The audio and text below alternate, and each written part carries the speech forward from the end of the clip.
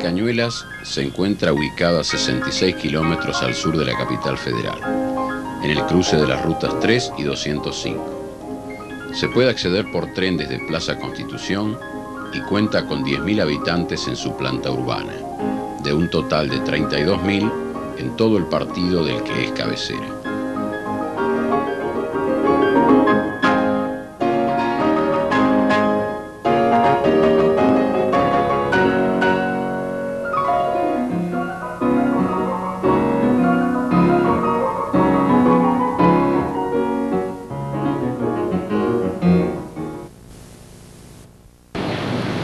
Una cosa que siempre vamos dejando de lado, la importancia que tienen las tierras en las cuales estamos pisando en este momento, en todo el partido de Cañuelas y en toda la zona al sur del Riachuelo, desde la época de Garay, porque las primeras suertes de estancia que da Garay son al sur del Riachuelo, y estamos justamente en esa zona tan antigua, tan merecedora de recuerdo. Y cómo repartió Garay las tierras. Hay planos muy interesantes en la Dirección de Geodesia de la provincia, como uno de Descalzi, en que describe cómo distribuyó las tierras Garay y con los nombres de los propietarios que le fue dando a cada zona, el famoso mojón del Tala, del cual arrancaron todas las mensuras, y cuando se llega a más o menos a Esteban Echeverría, que habla de los García Romero, de los Blas de Nito, de muchos de los primeros colonizadores que fueron de Buenos Aires, y que se tiene olvidado, y hay que darle la importancia a nuestra tierra que tiene.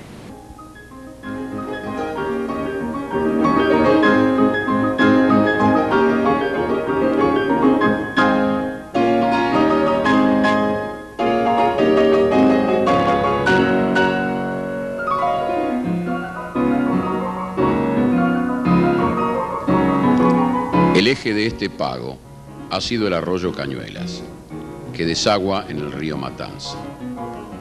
El asentamiento más antiguo se remonta a 1686, año en que el gobernador Herrera y Sotomayor hizo merced en favor de don Ignacio Fernández de Agüero de dos suertes de estancia, ubicadas en el pago de la Matanza, Laguna y Cañada de las Cañuelas. El origen del nombre Cañuelas ha dado lugar a controversias.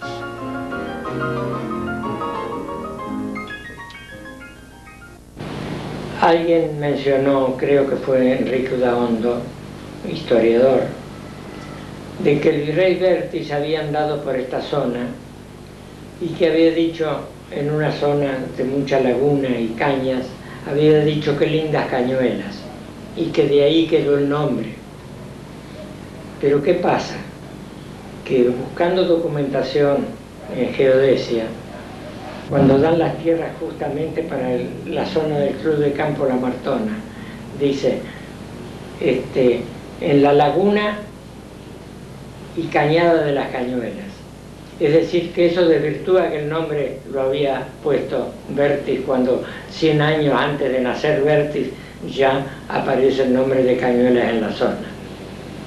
Las aves de lagunas, los más conocidos son los flamencos, cisnes de cuello negro, las gallaretas, los patos en bandadas, el cuervillo de cañada, las gaviotas. Hay una cantidad de animales de laguna que están siempre metidos allí entre los charcos y entre las totoras. Y esto de las totoras es que da el origen a la palabra, daría el origen a la palabra cañuelas, porque los españoles antiguos le decían cañuelas a ese tipo de caña que había en las lagunas. Nosotros creemos, con los historiadores de nuestro pueblo, que se llama cañuelas porque el español primero dijo, esta es zona de cañuelas. La historia primera de estos pagos estuvo signada por la cercanía del indio. Para seguridad del hombre blanco, la autoridad colonial estableció en 1760 la Guardia del Zanjón y en 1771, por decreto del virrey Bertis, la Guardia del Juncal. Esta guarnición estuvo a cargo del sargento mayor Bernardino Antonio de la Linde con tropas del regimiento de Blandengues. Sobre la evolución posterior nos cuenta García Ledesma. Bueno, los orígenes históricos de Cañuelas se puede decir que nacen cuando todavía pertenecía a San Vicente y que el cura párroco de San Vicente pide tierras para el pueblo del Carmen, que está alrededor de la capilla de Cañuelas. Ese es el verdadero origen del pueblo de Cañuelas, una pequeña capilla que ya existía cuando todavía no era partido. A partir de ahí, la segunda etapa para mí es cuando se crean los juzgados de paz y que cesan los antiguos cabildos de origen hispánico, que viene a ser 22 de enero de 1822. Ahí es cuando el pueblo tiene su primera autoridad. La tercera etapa es la lucha que hay entre los jueces de paz, porque el de San Vicente quiere darle órdenes al juez de paz de Cañuelas, y el juez de paz de Cañuelas, que ya se siente independiente, protesta y no le hace caso a las órdenes que le dan de San Vicente. Es decir, que se hace respetar como autoridad que ya tiene Cañuelas.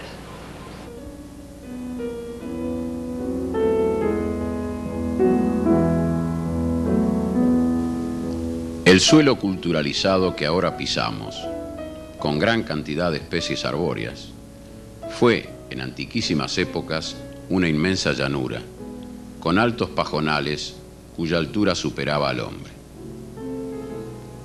Algunas depresiones retenían agua, formándose bañados y lagunas, donde crecían juncales y se reunían para beber las aves y los mamíferos.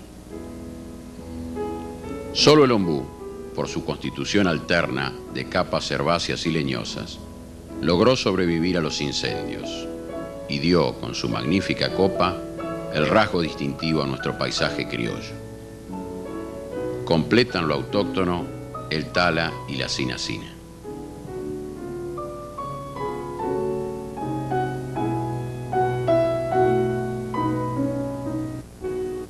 Este lugar para mostrar la pampa natural de la Argentina.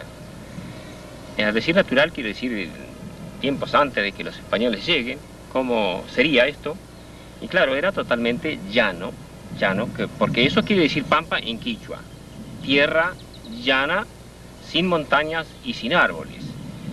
Entonces, en aquellos tiempos podría haber un tala, podría haber el ombú, y bueno, y también existían algunos cardos antiguos, pero muy pocos, porque después son los que vienen con los cereales de España, y esto como el cardo Castilla. Esto es el cardo negro, esto que estamos aquí adelante mío es el cardo negro, que tiene la flor violetita lila, que abunda en nuestra pampa, pero este cardo es bueno para los animales, cuando es pequeño, y aparte donde hay esto, las tierras son buenas, y donde el cardo de Castilla también es muy bueno.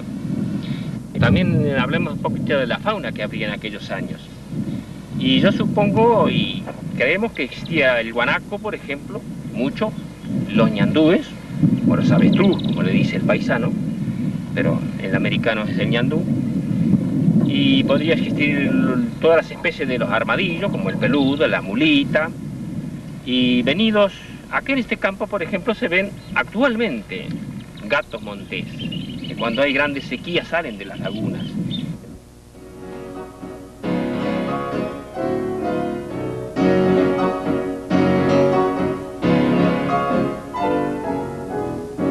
Nos dirigimos a la Guardia del Juncal, primera guarnición asentada en el Pago de Cañuelas. En tal rumbo, en el cruce con el Camino Real a San Miguel del Monte, llamado Camino de las Tropas, encontramos la pulpería La Fortuna, ahora abandonada.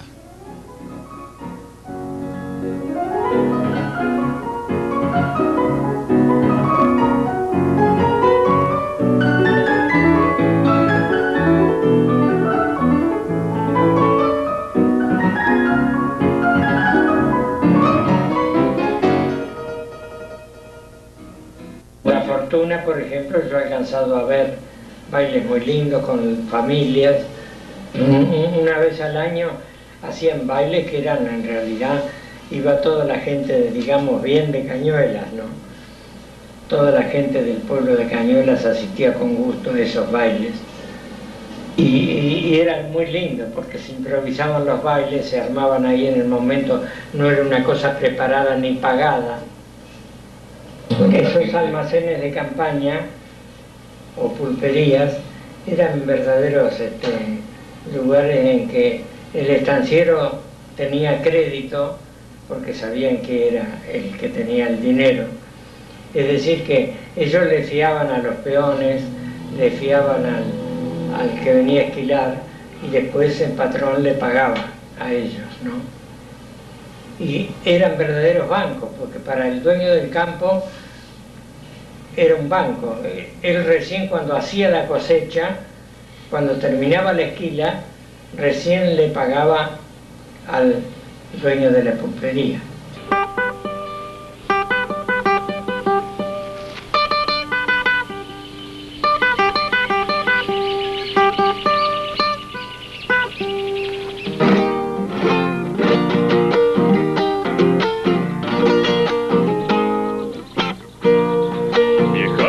Del Juncal, hoy canto tu historia gaucha, hoy canto tu historia gaucha.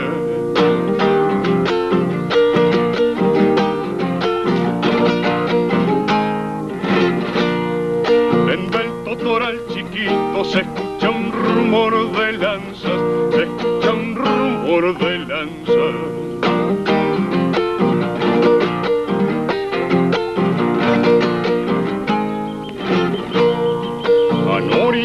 La laguna se llevan las caballadas, se llevan las caballadas.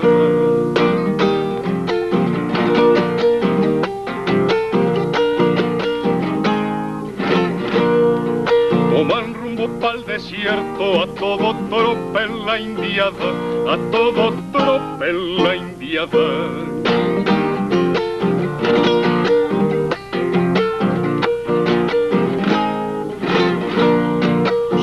Campos de Udaondo, testigos de esta patriada, testigos de esta patriada.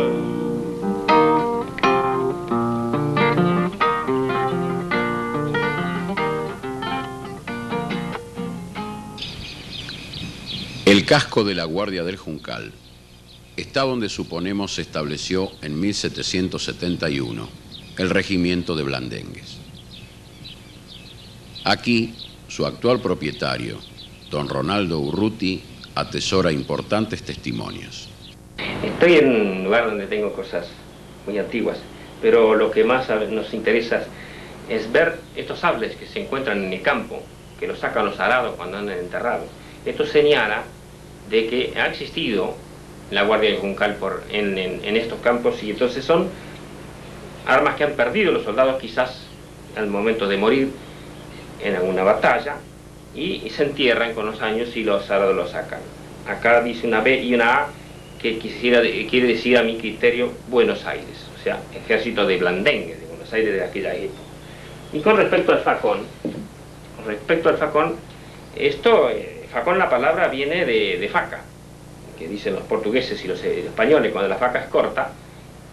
Tanto el gaucho como los hombres que combatían contra el indio y contra la milicia, tuvieron que hacerlo grande. Por eso recibe la palabra facón, para competir la pelea contra el sable. El facón, cuando tiene lomo solamente y filo debajo, eso es un facón, y con una S en este lugar. Por eso esto es un facón daga, porque tiene crucero, o sea, tiene la apariencia de una daga, pero las dagas tendrían que ser de 2 filos. Entonces es un facón que algunos le dicen el caronero.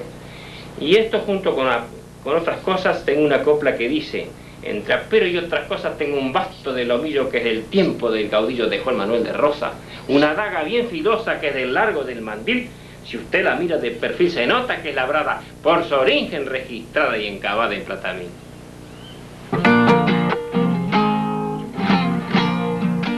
Comandante la linde, sable en mano y a la carga, sable en mano y a la carga.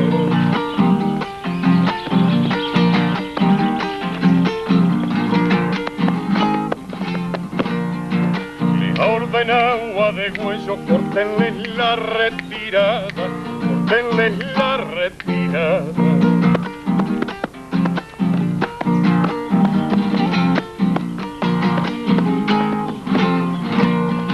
Los cortan sobre la loma, ya verán lo que es la guardia, ya verán lo que es la guardia.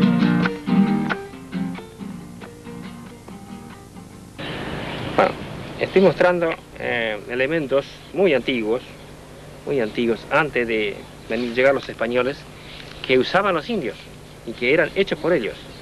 En este caso tenemos la bola pampa o bola perdida, que se decía, que era de una sola tiento o correa o nervio de avestruz, que se le llamaban, nervio de la pata del avestruz.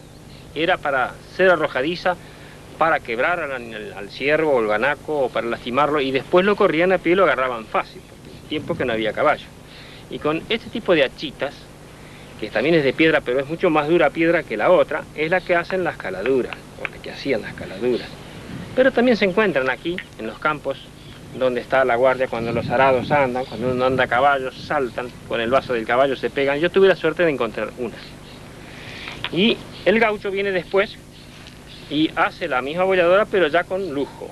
La retoba con cuero, de todos lados, y estas se llaman bolladoras potreras.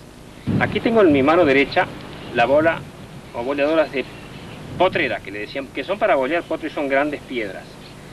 Y en la mano izquierda tengo la avestrucera para bollar avestruces. El indio tenía una bolladora primero de uno y después de dos, pero nuestro gaucho, nuestro hombre campero, le agregó 3. Y él le llamó románticamente, como era él, las 3 Marías, comparándola con las del cielo. Es decir, que cuando el gaucho va a bolear cerquita, le sale un avestruz cerquita, cuando sale, va montado, tira a una sola vuelta y por debajo del cogote. Eso se llama bolear bajo el freno. Si el avestruz o el potro va más lejos ya, entonces va a alargar la bolladora con una sola vuelta. Eso de decir una sola vuelta significa que la bolladora tiene que hacer en su recorrido un solo vuelta para bolear, porque está cerca a 15 metros. Pero si el potro o avestruz va lejos, muy lejos, y tiene que impulsarla con mucha fuerza, seguramente que el paisano le va a tirar un tiro de 3 vueltas, que tiene que hacer en su recorrido 3 vueltas, hasta que cae sobre el anca del caballo. En este caso la bolladora avestrucera se hace de lujo, no son de piedra, sino de plomo ahora. Que dentro de un huevo de tero, vacío, se derrite el plomo, se le pone un gancho y queda la bolita hecha, que se retoba con cuero de lagarto, como es este caso, para ser más lujosa, o si no de cordero de oveja.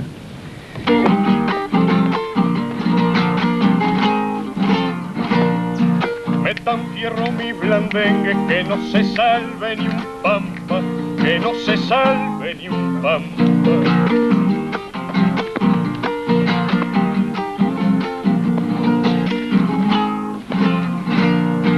Son los campos de Udaondo, testigos de estas patriadas, testigos de estas patriadas.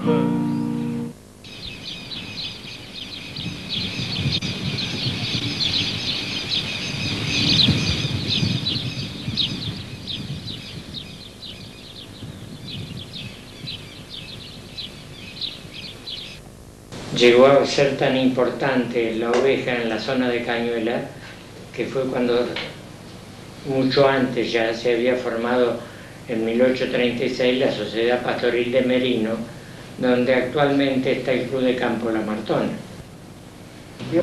Lo curioso era cómo se hacía la esquila de esas ovejas en la época.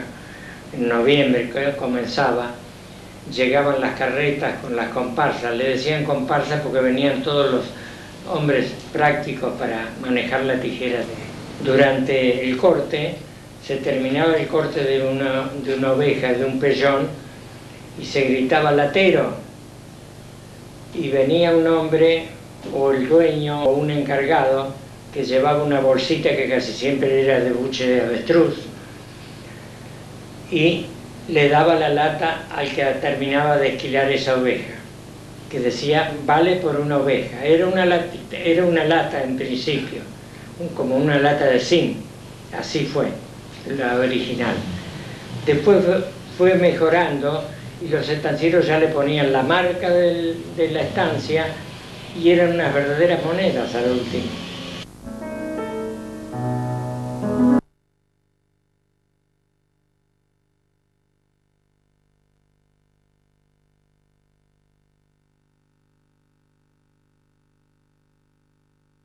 Los antiguos galpones de Esquila son ahora vestuarios y enfermería. El viejo casco, semidestruido, fue reciclado mediante el impulso y la dirección del arquitecto Carlos Moreno, respetando su anterior estructura y estética. Hoy, llamado La Casona, alberga la actividad social y cultural del Club de Campo y es emblema de la institución. El edificio que enmarca la diversión de estos niños en la piscina fue en la Sociedad Pastoril, desde 1893, el galpón de los toros de raza. Este uso lúdico y dispendioso del agua nos recuerda su importancia en el desarrollo del medio rural, debido a que su disposición y control es indispensable para la actividad humana. El área de nuestro pago está alimentada por dos cuencas, la del Matanza y la del Salado.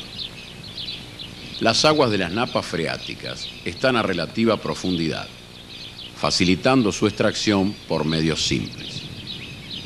Existen bajos y lagunas, donde crecen las ya referidas cañuelas. Los cursos naturales, como accidente geográfico, facilitaron también la delimitación del territorio. Pero en su aspecto negativo, perjudicaron las comunicaciones y aislaron establecimientos por las periódicas inundaciones. El cruce del Matanza y del Cañuelas fue un trámite dificultoso en los viajes de los pioneros.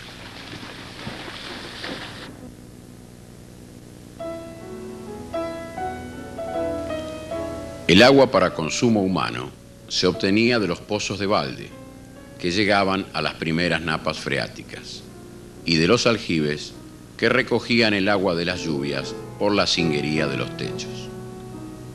Estaban ubicados, generalmente, en los lugares de uso doméstico. Pero estos mecanismos eran insuficientes para dar de beber a miles de animales. Para ello, el ingeniero saboyano Carlos Enrique Pellegrini, que había sido contratado en 1828 por el gobierno de Bernardino Rivadavia, perfeccionó el balde volcador, original artificio que aún vemos funcionando en la Guardia del Juncal y que podía dar de beber a más de 200 cabezas de ganado por día. Este precursor, que fue además pintor testimonial de su época, se estableció en el país como productor rural en la estancia La Figura de Uribe Larrea. El defecto de este sistema era el movimiento discontinuo del animal, que desaprovechaba gran parte del esfuerzo. La introducción del malacate, como el que vemos en el predio que fue de la Sociedad Pastoril, solucionó el problema, permitiendo que el caballo o mula de tiro se desplace siempre en la misma dirección, girando alrededor del eje.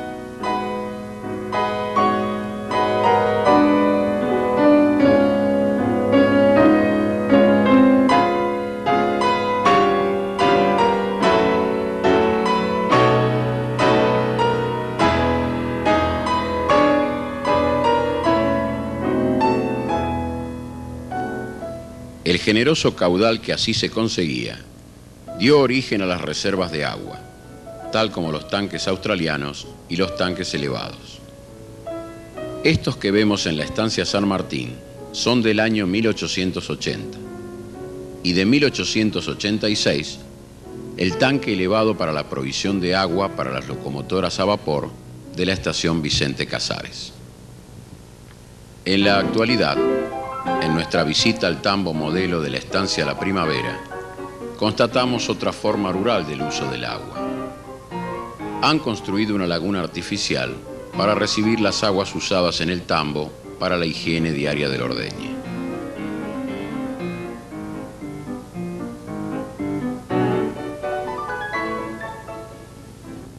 La laguna que estamos viendo es una laguna artificial.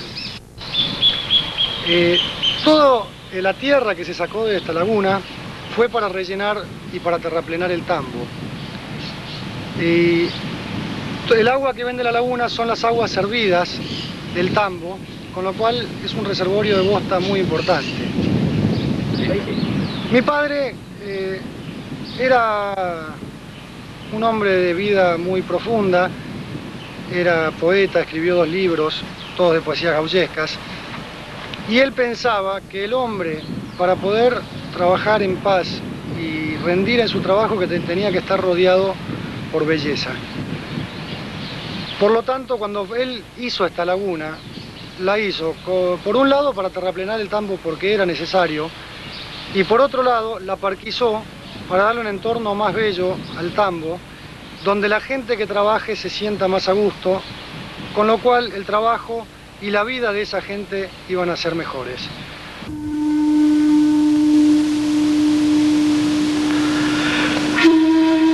Junto a este aprovechamiento inteligente y útil del agua, encontramos la obra destructiva de sujetos inescrupulosos que contaminan los cursos naturales con todo tipo de desechos y efluentes contaminados, produciendo un daño ecológico de lenta, costosa y difícil recuperación. De no revertirse esta conducta criminal, perderemos la calidad de un elemento indispensable para la supervivencia del hombre.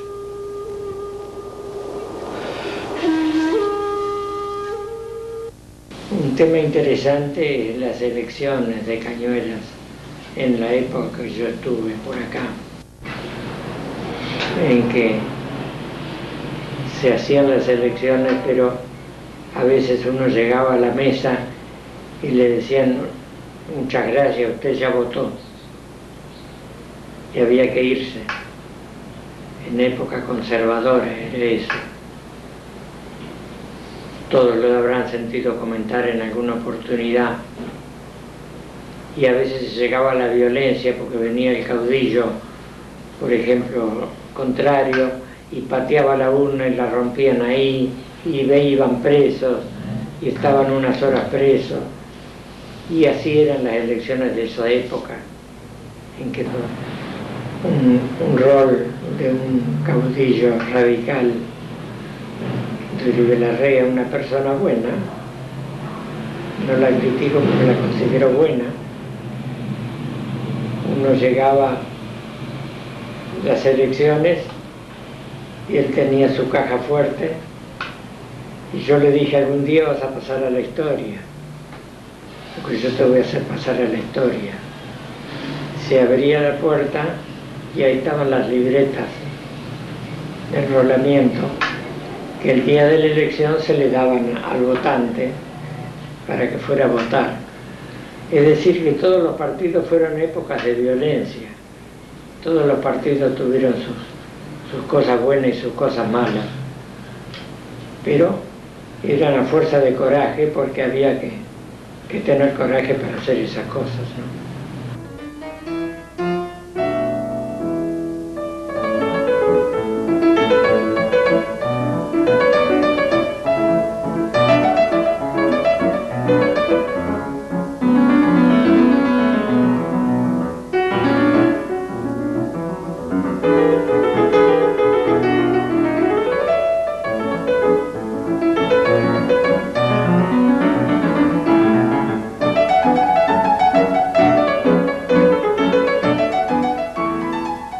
En el año 1890, don Miguel Nemesio de Uribe Larrea fundó el pueblo que lleva su nombre.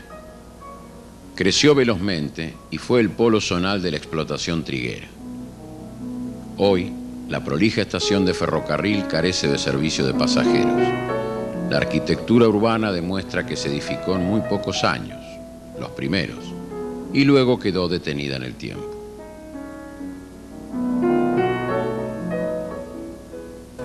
Sin embargo, hay un testimonio fundacional que mantiene su vigencia: el Colegio Don Bosco. Fue en 1894 cuando, en tierras donadas por Uribe Larrea y con el padrinazgo del entonces presidente de la República, don Luis Sáenz Peña, se estableció la primera escuela de agricultura de la República Argentina. Estuvo y está a cargo de los padres salesianos y hoy, a más de 100 años, sigue cumpliendo su fecunda misión.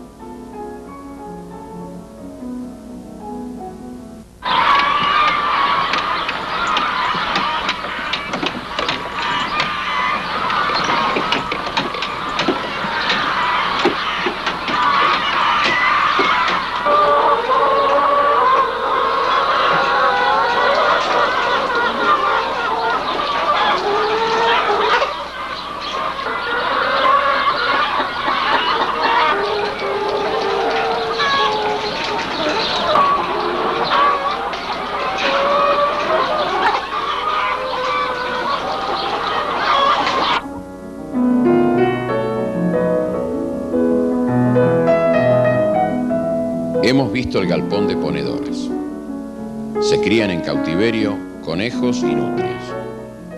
Los cerdos son importantes para la fábrica de embutidos que funciona dentro del colegio. Y en la guachera vemos los terneritos destetados para que sus madres entreguen su leche en el tambo para el consumo humano.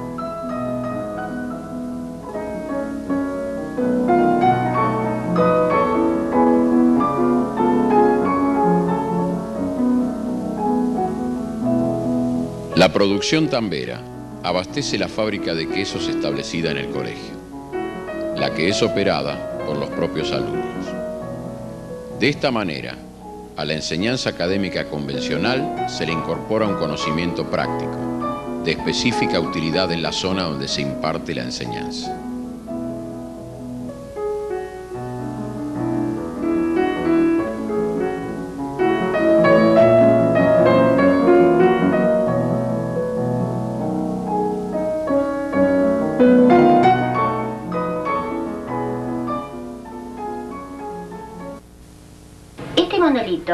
Indica el origen de la primera escuela de campaña del partido de Cañuelas.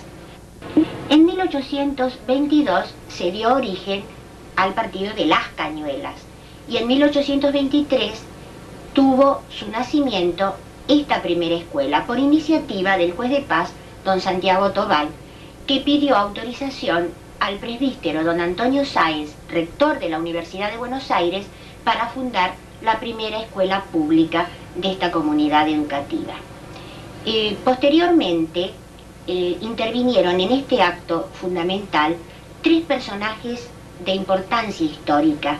Ellos fueron el gobernador de Buenos Aires, don Martín Rodríguez, Bernardino Rivadavia, su secretario, y don Antonio Sáenz, que ya he mencionado anteriormente. En el año 1869 se creó otra escuela, también situada frente a la plaza, por iniciativa de la Municipalidad de Cañuelas, que donó los terrenos y la suma de 40.000 pesos. Esta escuela, fundada el 10 de julio de 1869, se hizo por participación de Domingo Faustino Sarmiento. Actualmente en ese predio está erigida la actual escuela número 1, que lleva el nombre del educador sanjuanino.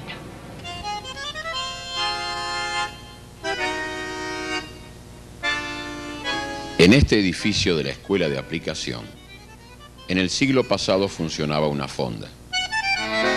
Cuenta la leyenda que aquí se hospedaba Juan Moreira cuando venía a Cañuelas. Dormía en un altillo al que se accedía por esta escalera para tener escape por las azoteas si era necesario.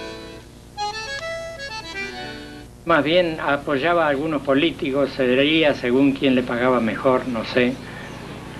Y eso fue lo que lo llevó a esa vida que llevó. Lo único que he encontrado yo acá en el Juzgado de Paz es una hojita de cuando él debía de ser muy joven, que dice: se fue detenido Juan Moreira alias Sosa por haberse robado unos estribos de plata en Cañuelas. Y lo encuentran cerca de Luján y es detenido. El único documento que tenemos de su actuación en Cañuelas. Después se habla de que él paraba en la fonda de fulano, que estaba en la fonda de fulano, que se escondía, pero realidades no lo hemos podido hasta el momento documentar. La Caledonia fue un establecimiento rural de punta en la primera mitad del siglo pasado.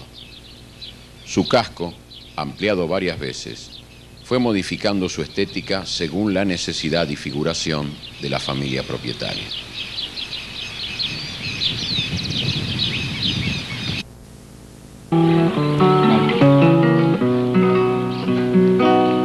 Cielo, cielito y más cielo,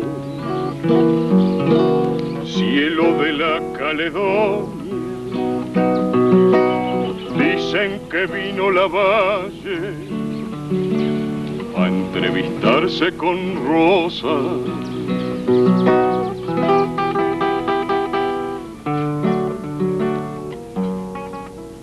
Hay quien desvirtúa el lugar donde ha sido hecho el pacto.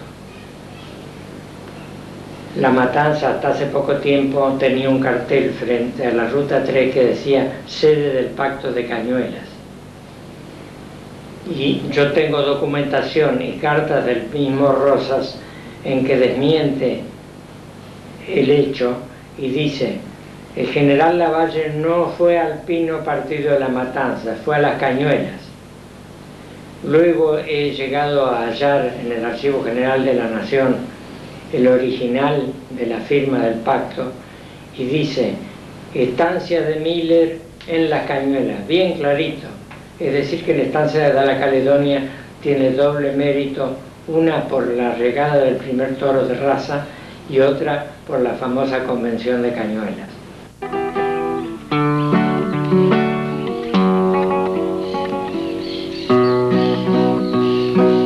Ha estado durmiendo la valle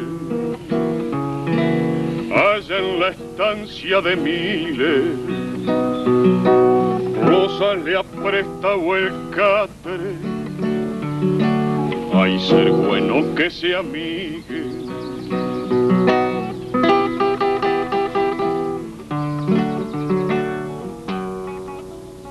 No tenemos que olvidar la llegada al país del primer toro de raza, que en realidad entró al país como un ternero, porque en el diario inglés dicen bull calf, es decir, de que era un ternero cuando llegó a Cañuelas. Con el tiempo creció y por supuesto la reproducción fue mejorando el ganado vacuno en una forma notable, que se llegó a hablar ya de los talquinos, como le decían los paisanos en aquel tiempo, a los descendientes de ese famoso toro que trajo Miller a Cañuelas en el año 1836.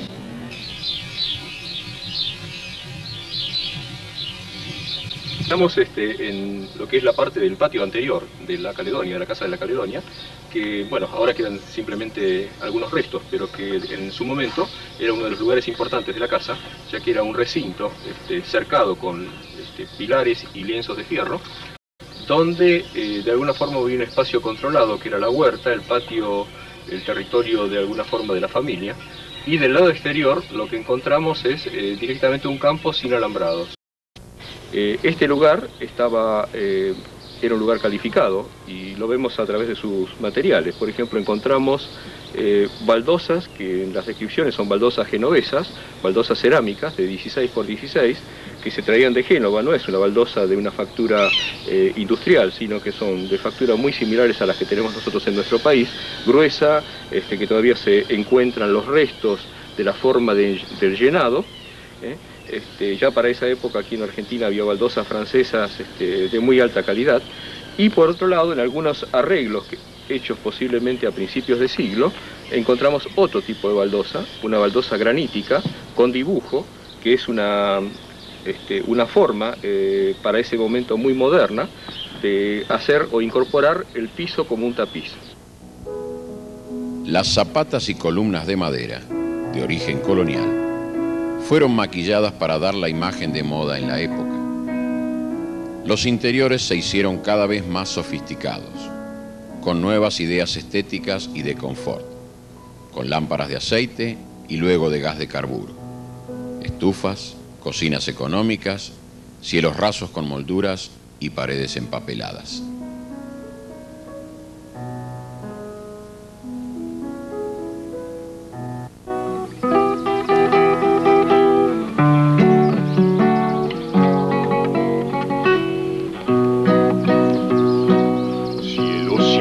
viento que brilla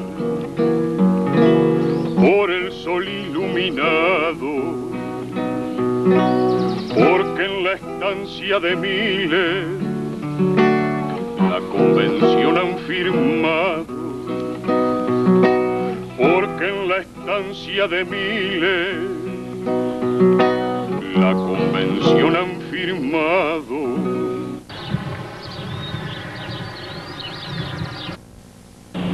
Este edificio tan singular, situado a la entrada de Cañuelas, fue una antigua industria láctea que se caracterizaba por la fabricación de leche en polvo, cuyo dueño se llamó Carlos Frasia.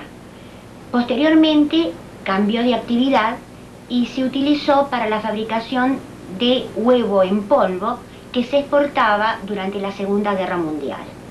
Finalmente fue una industria para la fabricación del chocolate y también para el procesamiento de películas. Quiero aclarar que en el interior de este edificio se encuentra el primer ascensor que tuvo la ciudad de Cañuelas. El molino harinero es otra industria tradicional de Cañuelas, que acompañó su crecimiento urbano durante buena parte de este siglo. Nuevos emprendimientos indican un desarrollo industrial que aún convive sin problemas con el dominante perfil rural de la zona.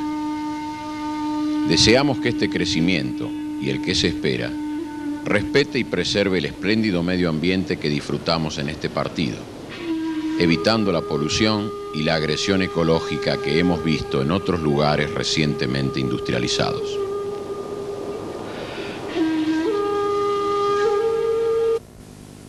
Cuando uno trabaja con orgánicos, trabaja básicamente en acompañar la naturaleza, no en pedirle que haga lo que uno quiere. O sea, cuando es orgánico, por ejemplo, se comen productos únicamente estacionales, no se comen tomates en julio.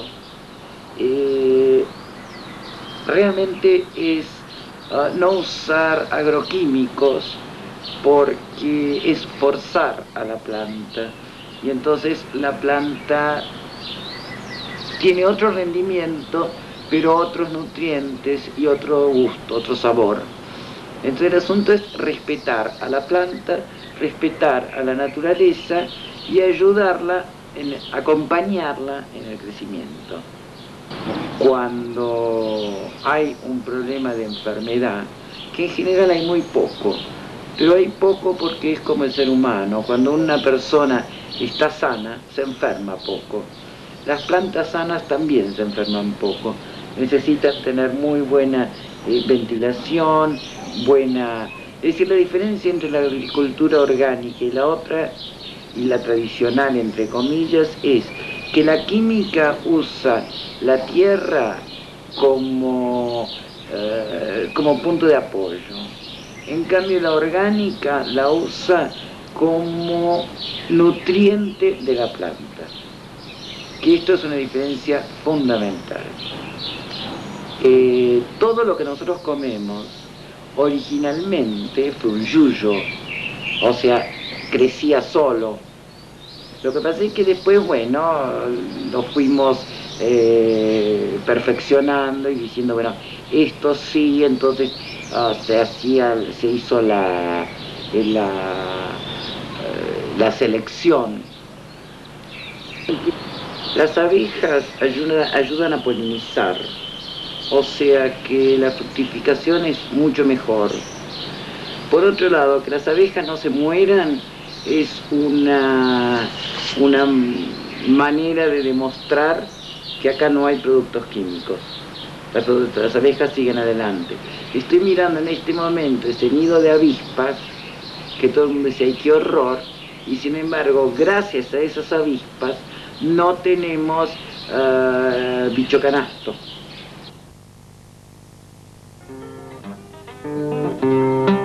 Villa antigua entablada, que en otro tiempo lejano galopaste todo el llano de la pampa desolada, dio alegría a tu llegada en cualquier pago que fuera, y en la madrina puntera el cencerro hecho tañido dejó el paisaje prendido en una nota campera.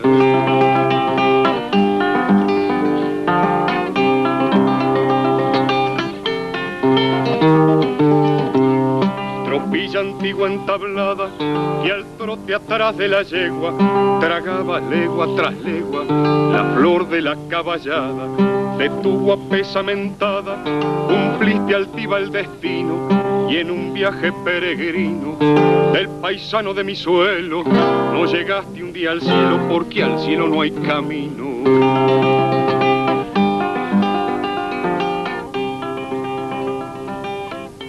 Esta tropilla lo único que tiene que tener es cuidado en que sean potreros buenos, tener los bien desparasitados, sanitos, desvasados. Le falta un poquito de arreglo a estos caballos porque realmente los traje por esta filmación, porque están sueltos. Ahora este mes de enero no hay que tocar ningún caballo con estos calores porque en vez de educarlos los arruina.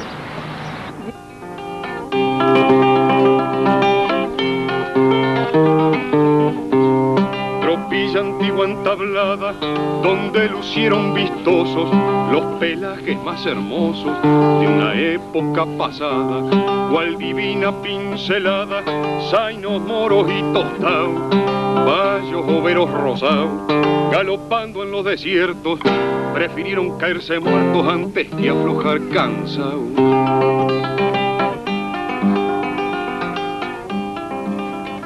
Entre todo el pilcherío que ven acá, que es nada más que para palenquear y atar potros, animales ariscos, les voy a mostrar que creo que es casi media, no le digo una reliquia del todo, pero es parte de la que nunca más la vuelven a ver. Este poncho que está arriba mío. Este es el verdadero poncho de agua. Este es hecho de género, es con género, nada de goma ni nada de todas estas cosas nuevas de ahora, comerciales. Este es el verdadero poncho hecho de género, como si fuera una sábana, y se usaba y se enaceita.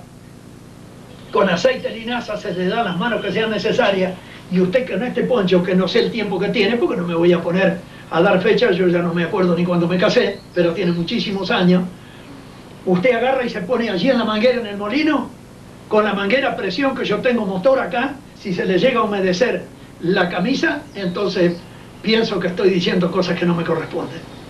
Les muestro otra pilcha que se usa en la campaña, pero esto no es para domar. Esto es para el gran deporte de la jineteada, donde los hombres se juegan la vida. Aquí montan un caballo de los reservados, que eso no lo van a ver hoy porque eso no se puede hacer. Tengo toda la caballada en otro campo y está en descanso. Esta se llama la grupa o monta surera. Con esto se hacen las grandes exhibiciones, los grandes concursos de a caballo. El hombre que monta acá no sabe si se cae, si lo anda, si se quiebra, si lo mata o cae o queda en una silla de ruedas. Eso es lo que nunca le han dado valor acá en este país.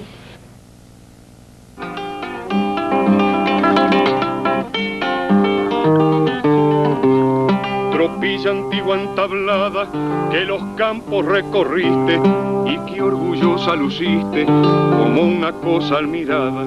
Estás casi sepultada con tu cencerro perdido, porque la suerte ha querido que vayas por la Argentina de tiro con la madrina rumbo al pago del olvido.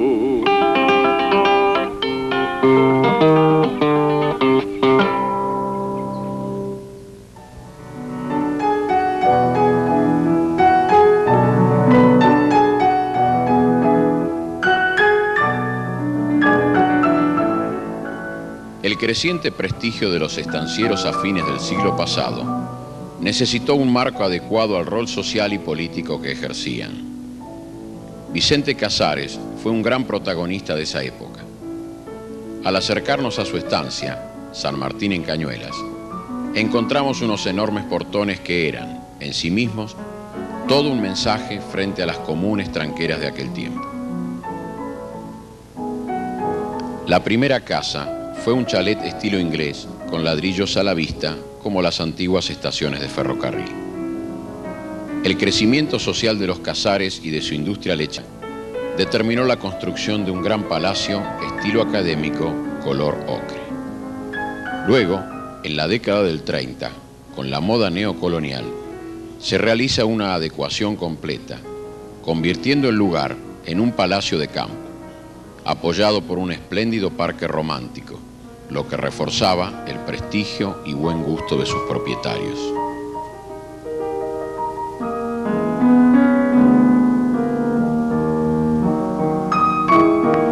Su interior responde a tales fines. Muebles de estilo, tapicería, cuadros y porcelanas dan la fuerza y el carácter que vimos desde los portones. Con un claro criterio de coleccionistas, conforman los ambientes con muchos estilos de distintas épocas.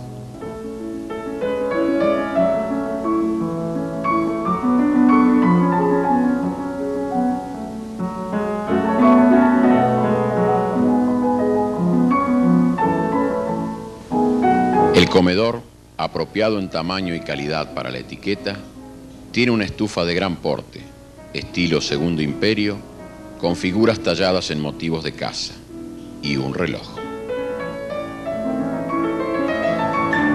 El dormitorio secundario luce un moblaje barroco portugués, y el dormitorio principal tiene una gran cama estilo isabelino con columnas talladas, y al pie un arcón de madera de sándalo para la ropa blanca. En la casa aparecen antiguos aparatos de iluminación, como las cornucopias del siglo XVIII, con portavelas y espejo. Las importantes arañas de cristal veneciano, con sus austeras formas, refuerzan la jerarquía del lugar, dando gran belleza al ambiente con el reflejo de las velas sobre los infinitos caireles. El obelisco rememora el lugar de la primer era del trigo que exportó la República, corriendo el año 1872. Se hizo desde Cañuelas. Antes se importaba el trigo de Chile y de Estados Unidos. El Galpón 8, construido en 1885, es todo un símbolo.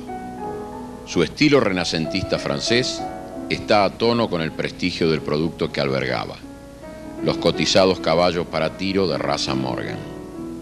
La capilla de Nuestra Señora del Rosario fue construida en 1902 sobre el Camino Real. Su estilo neogótico, muy al gusto de las obras religiosas de la época, proviene de haberse reciclado en ella el techo del antiguo chalet de la estancia.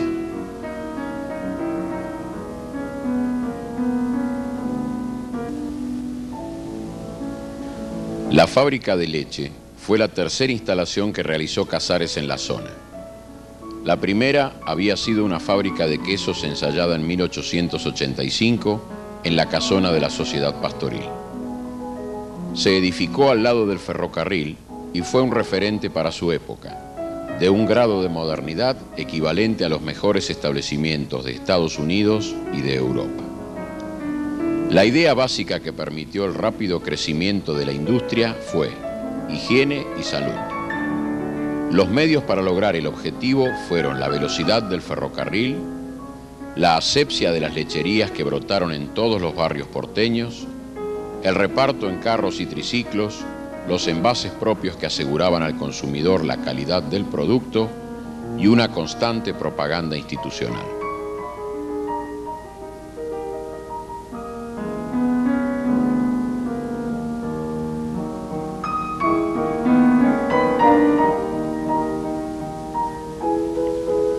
Tan alto llegó el prestigio de la estancia San Martín en Cañuelas, que se convirtió en un referente del desarrollo nacional que se mostraba a los visitantes extranjeros.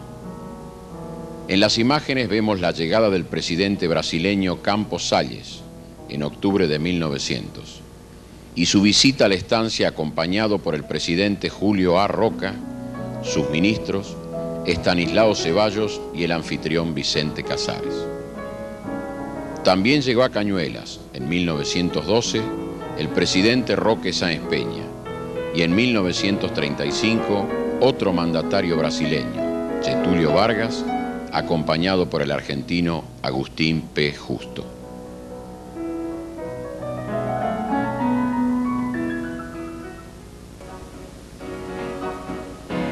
Nos encontramos en uno de los tambos modelos de la estancia La Primavera, de la familia Bustillo, que está edificado en tierras que hasta 1910 pertenecieron a la antigua estancia La Caledonia. Aquí se produce leche de calidad internacional, apta para el consumo humano directo. El procedimiento condice con los principios de higiene y salud que un siglo atrás propició Vicente Casares, con aplicación de la última tecnología. Desde la pezonera, una línea de leche lleva, por vacío, el producto a un recipiente llamado releaser, que lo bombea hasta el primer enfriamiento, en placas donde circula leche por un lado y agua por el otro, bajando la temperatura del producto a 17 grados. De allí pasa al equipo de frío, donde se opera la segunda disminución de temperatura a 4 grados, que es la de entrega a fábrica.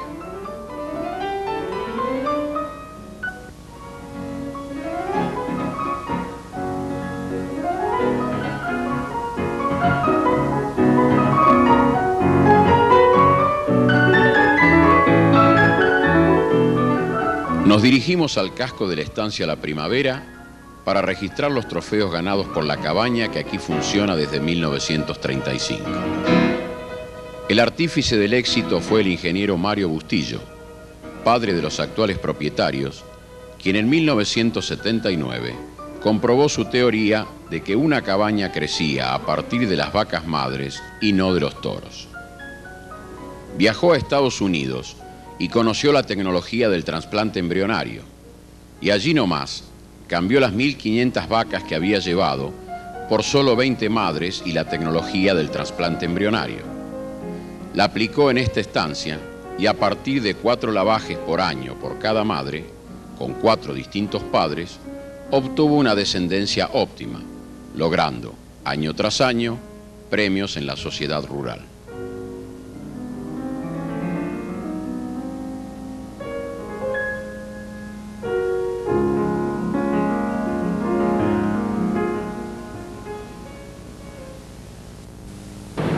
Sobre el jardín de la municipalidad se encuentra el busto del escritor Carlos Vega, cañuelense nacido en 1898 y considerado el primer musicólogo argentino y especialista del folclore. Escribió más de 20 libros sobre su especialidad, instrumentos musicales, danzas populares, recibiendo premios nacionales e internacionales. Fue profesor de la Universidad Católica Argentina, profesor de la Universidad de Buenos Aires y también especialista en folclore y en musicología aborigen en el Museo Argentino de Ciencias Naturales. Creó el Instituto de Investigación Musicológica de la ciudad de Buenos Aires, que en la actualidad lleva su nombre. Es el Instituto Carlos Vega. Murió en Buenos Aires en 1966 y sus restos descansan en nuestra ciudad.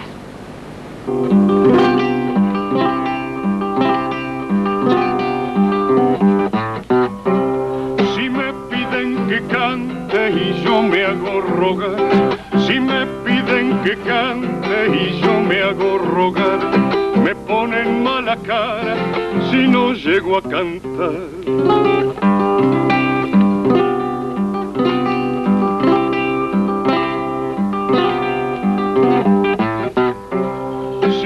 A los fogones tan solo a churrasquear,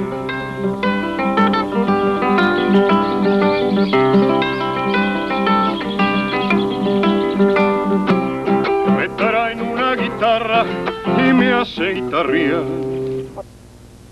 Los capitanes, cuando los castigaban, en vez de meterlos al calabozo, porque no se podía permitir tener un capitán en un calabozo cuando venía el marón de noche, le sacaban los botones grandes de la chaqueta y lo reemplazaban por botones chiquititos, como los soldados.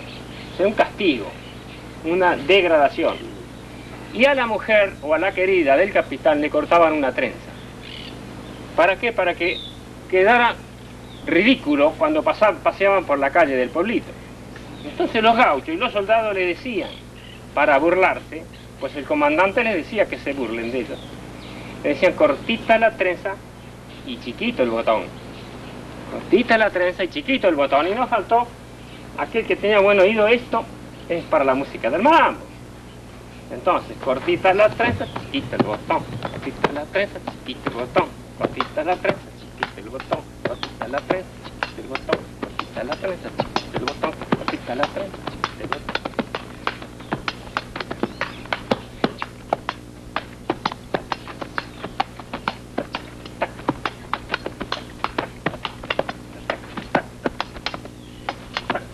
Hay que pegarle. Ah, qué cansado que estoy. Bueno.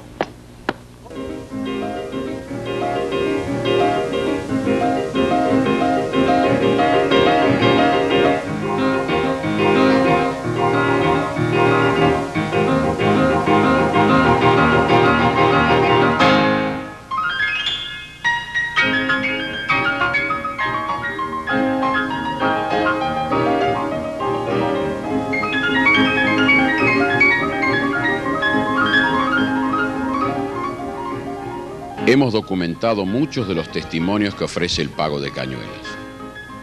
Son los ancestros, la memoria de nuestros padres y de los padres de sus padres.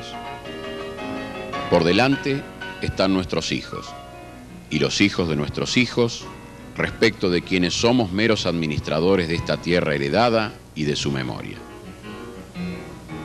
Para ellos debemos preservar la naturaleza, trasladar nuestro legado cultural y por sobre todo mantener la libertad.